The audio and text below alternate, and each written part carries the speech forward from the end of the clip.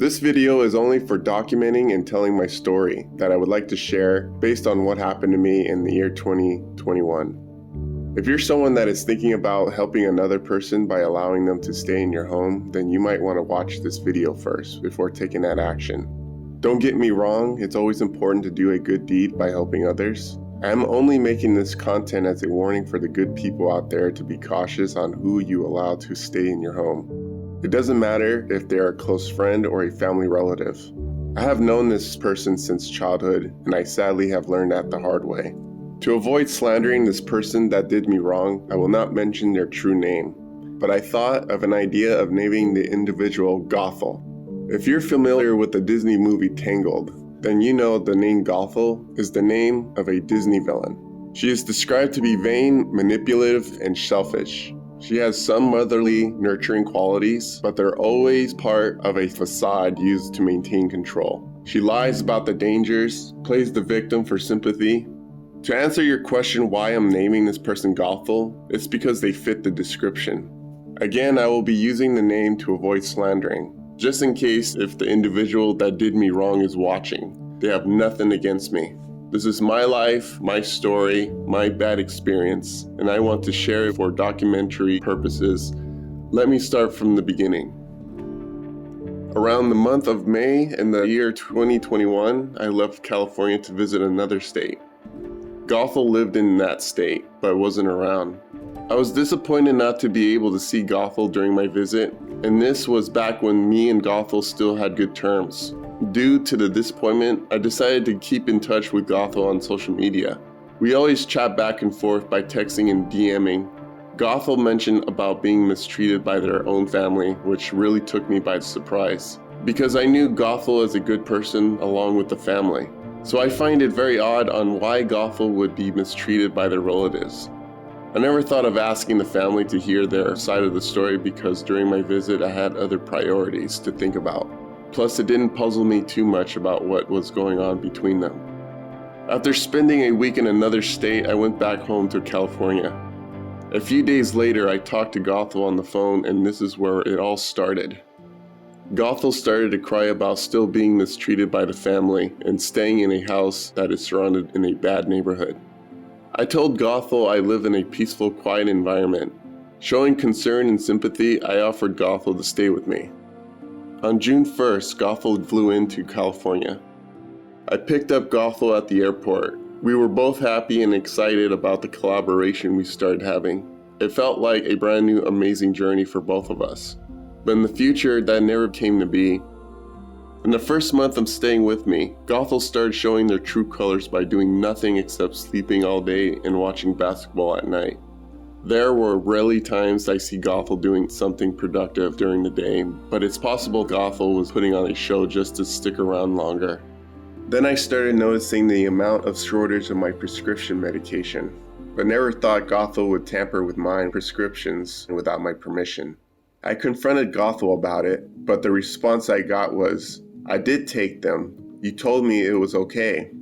In my mind, I don't recall saying it was okay for Gothel to take my medications for themselves, given the fact the amount of shortage I would have if two people were taking them. By the end of the month of June, Gothel received $2,000 from their unemployment. Instead of helping me to pay rent, Gothel used the money to spend time with their offspring back in the state they came from. And yes, Gothel does have an offspring, but they didn't live with us. Understanding as I was, I took Gothel to the airport. I walked with Gothel to the entrance to say our goodbye. Gothel then started to say things with tears coming down their face while hugging me very tight and telling me not to let them go. This was a first-time experience I ever had with someone doing that to me. I didn't know what to think. I hugged Gothel back and responded, "I won't let you go." Then finally said our goodbyes.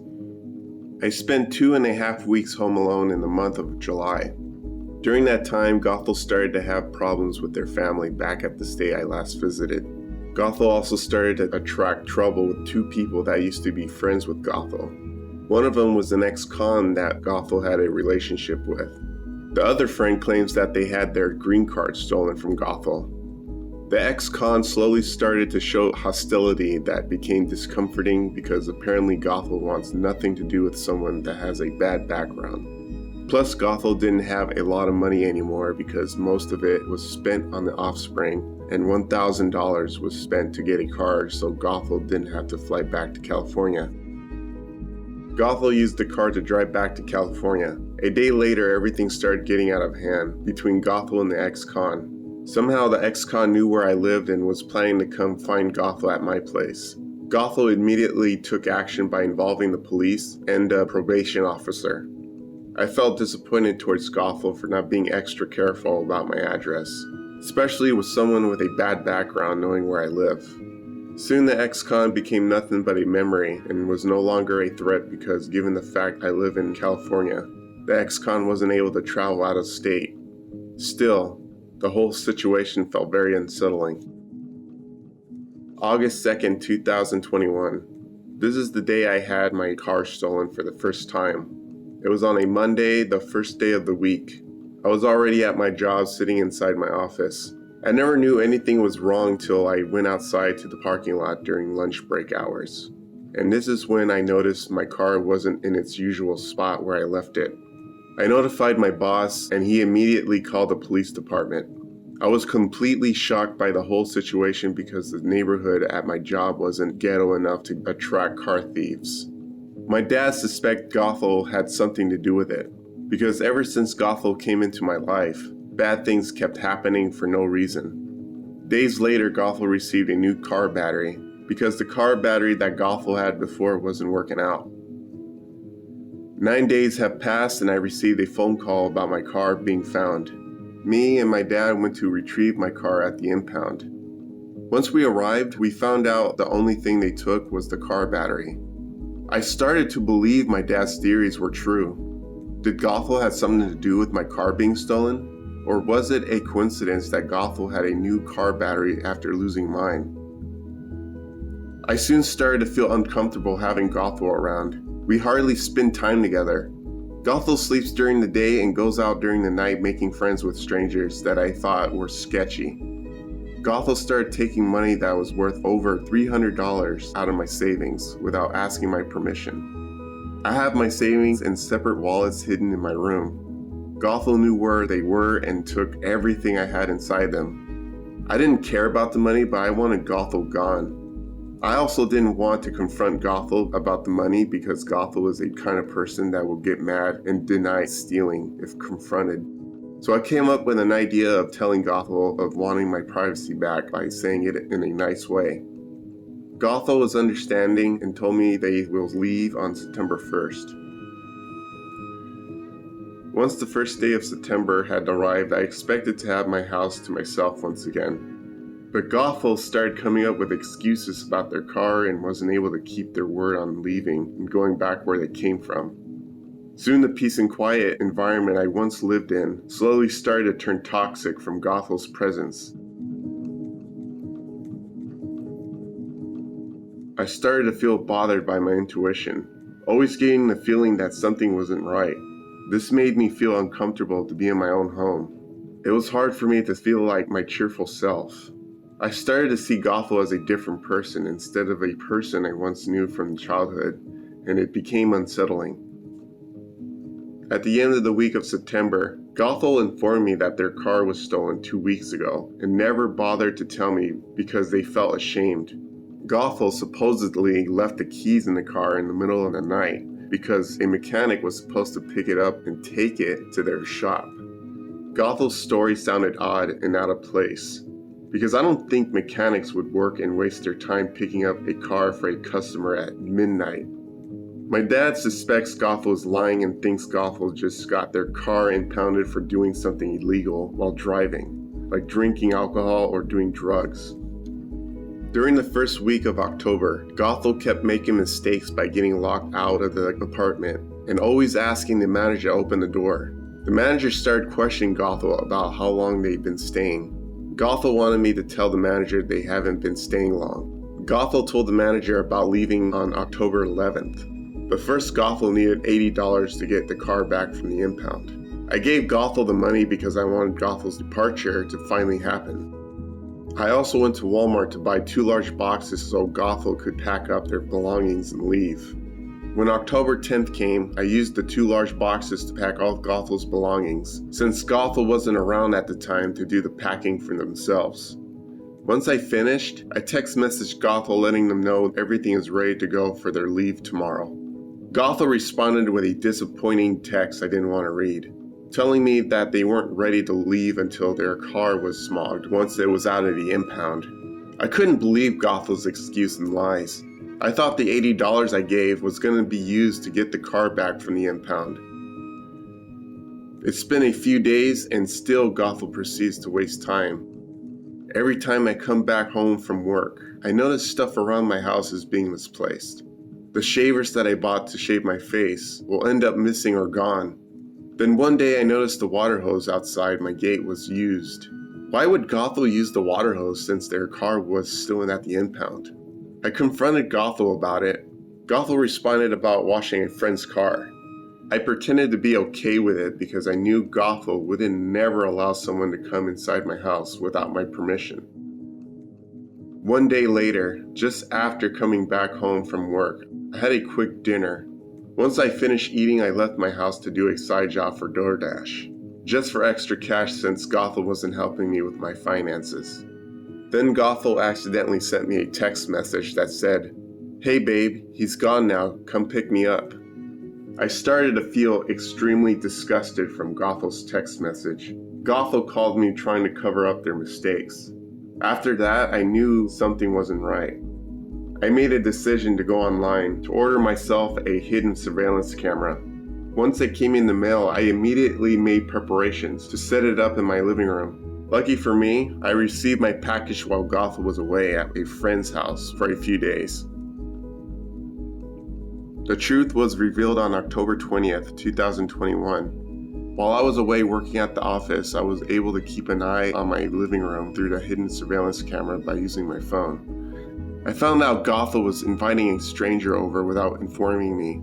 Seeing a sketchy-looking person stepping foot in my own home was very discomforting. My friends and family told me to call Gothel's father. I told the father on the phone that I would confront Gothel.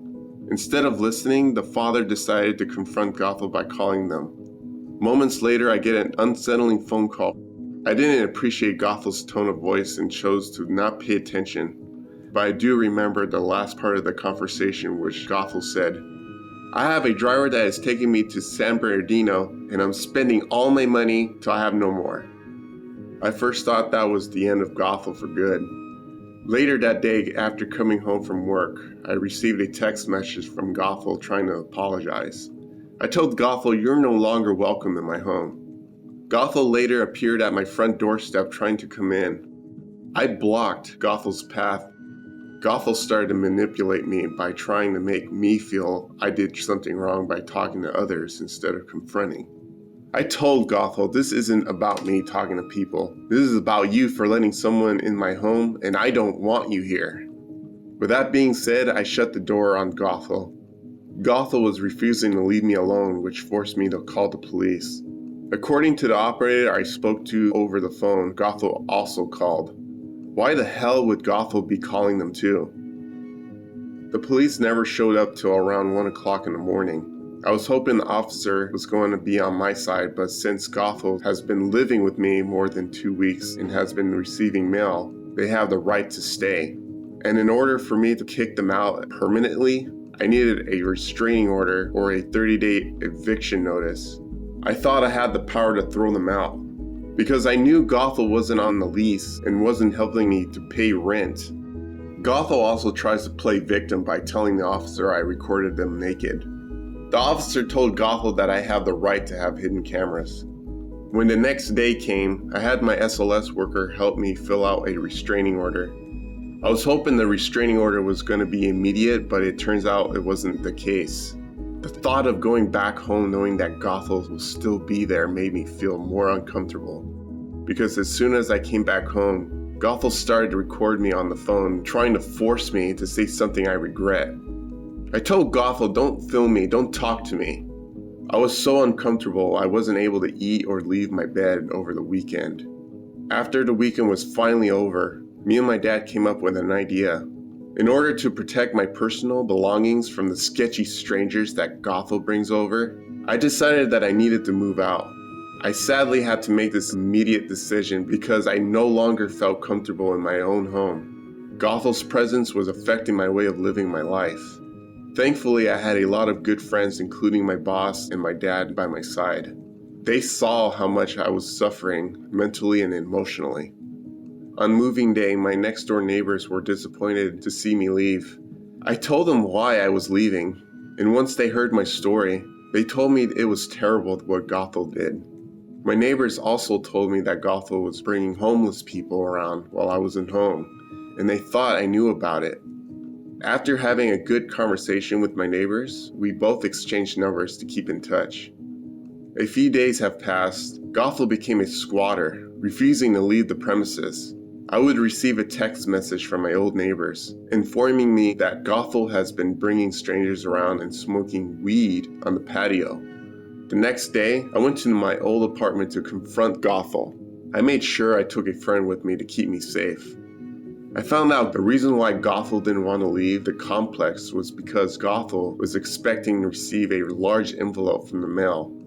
I still have the key to open the mailbox. I found a large envelope that had Gothel's name on it. I gave the envelope to Gothel and then took off without saying goodbye. I took my friend to a nearby fast food place and bought them lunch as a thank you for coming with me. Till that day, I never heard or saw from Gothel ever again. This concludes the end of my story. I would like to thank everyone that stayed and listened, but before I end this video, I would like to add something. This person I named Gothel did have major problems trying to improve their lifestyle. A few days later, after October 20th, I found out I wasn't the first victim that tried to help this person. I don't want to go into any more details, but if that person out there is watching this right now, I just want to say I wish our departure could have been a goodbye, see you next time. Instead, it became good riddance, don't want to see you again. And even though all the terrible experience you put me through, at least some good came out of it. I became closer to my friends and gained new ones. This was a hard lesson learned that I'm proud to document and share with my viewers on YouTube. I just want to say to the good people out there with amazing hearts, it's okay to help others. Just be careful on who or how you help them. Don't make the same mistake I did. If you feel you learned something today, please hit that like button. And if you want to support my channel, please hit that subscribe button, which will encourage me to make more content. But till then, take care, see you next time, peace.